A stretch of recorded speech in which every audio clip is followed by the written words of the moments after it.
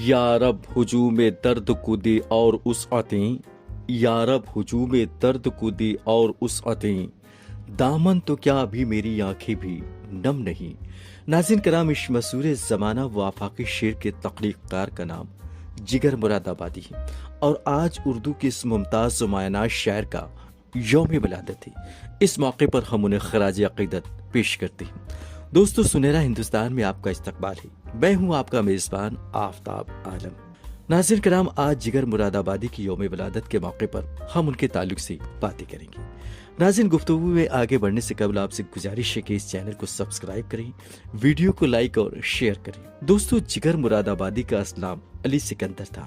ان کی ولادت 6 اپریل 1890 کو اتر پردیش کے مراد آباد میں ہوئی۔ ان کے والد کا نام علی نظر تھا، جو کہ اپنے زمانے کے ایک بہترین شاعر تھے۔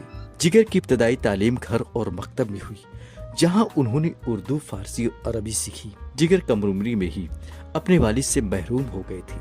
سر سے والد کا سایہ اٹھ جانے کے بعد جگر کا بچپن دشوار کن گزرا۔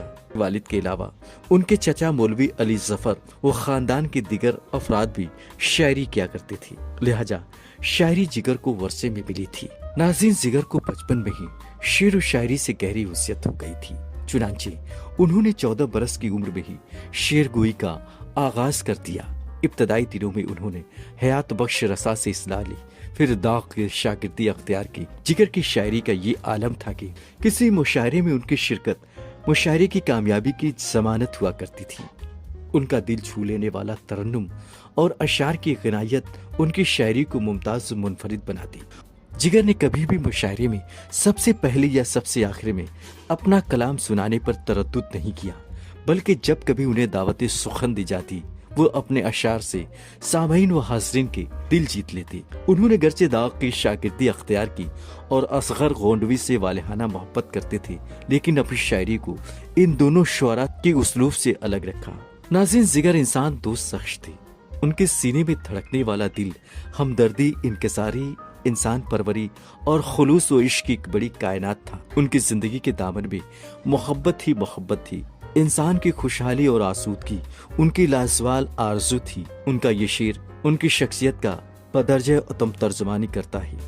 جہل خرد نے دن یہ دکھائے، جہل خرد نے دن یہ دکھائے، گھٹ گئے انسان بڑھ گئے سائے۔ ناظرین، جگر حالات سے مد مقابل ہونے کا ہنر خوب رکھتے تھے۔ وہ زمانے کے ستم کے آگے گھٹنے ٹیکنے والوں میں سے نہ تھے۔ اس ضمن میں جگر کہتے ہیں، ہم کو مٹا سکے یہ زمانے میں دم نہیں، ہم کو مٹا سکے یہ زمانے میں دم نہیں، ہم سے زمانہ خود ہے، زمانے سے ہم نہیں۔ دوستو، جگر کی شاعری میں عشق و الفت کی حسین جلوہ گری بھی پائی جاتی ہے۔ حسن و رعنائی کو عاشقوں کے لیے وہ جینے کا سامان قرار دیتے ہوئے یوں رقم تراز ہوتے ہیں، اگر نہ زہرہ جبینوں کے درمیاں گزرے، پھر یہ کیسے کٹے زندگی کہاں گزرے، جو تیری عارض و گیسو کے درمیاں گزرے، کبھی کبھی وہی لمحے بلائے جاں گزرے۔ جگر کی شخصیت بے باکی، حق گوئی، اخلاق و انکساری، جرات مندی و دلیری کی حسین امتزاج تھی۔ وہ دور اندیش ہونے کے ساتھ ساتھ ایک مفکر بھی تھی۔ وہ کہتے ہیں، راہ جو سینہ فطرت میں نہاں ہوتا ہے، راہ جو سینہ فطرت میں نہاں ہوتا ہے، سب سے پہلے دل شاعر پہ عیاں ہوتا ہے۔ دوستو، جگر گرچہ شراب پینے کی عادی تھی، پھر بھی نبی اکرم صلی اللہ علیہ وسلم سے بے پناہ محبت کرتی تھی۔ ایک دفعہ جب کسی نعتیہ مشاعرے میں جگر کو مدعو کیا گیا تو شعراء و عوام کی بڑی تعداد نے مشاعرے میں ان کی شرکت پر اعتراض جتایا۔ پھر بھی جگر نے مشاعرے میں شرکت کی۔ ان کا وہاں پہنچتے ہی لوگوں نے شور مچانا شروع کر دیا، لیکن جب انہوں نے اپنی نعت کا مطلع ایک رند ہے اور مدحت سلطان مدینہ، ہاں کوئی نظر رغبت سلطان مدینہ پڑھا ہی تھا کہ مجمع میں خاموشی چھا گئی۔ ان کے مخالفین و جملہ حاضرین ان کے اس شعر سے گہرے متاثر ہوئے۔ پھر یکے بعد دیگرے باقی اشعار پڑھ کر جگر نے حاضرین کے قلوب کو خوب منور و مجلہ کیا۔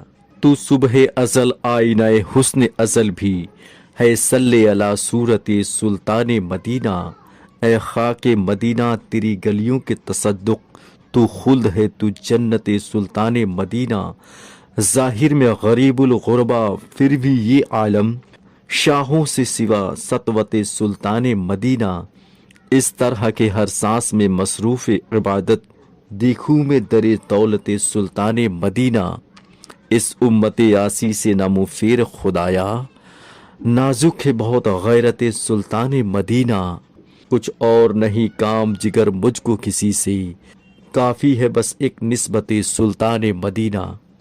ناظر کرام، اس نعتیہ مشاعرے کا جگر کی شخصیت پر نمایاں اثر پڑا اور انہوں نے ہمیشہ کے لیے شراب نوشی ترک کر دی۔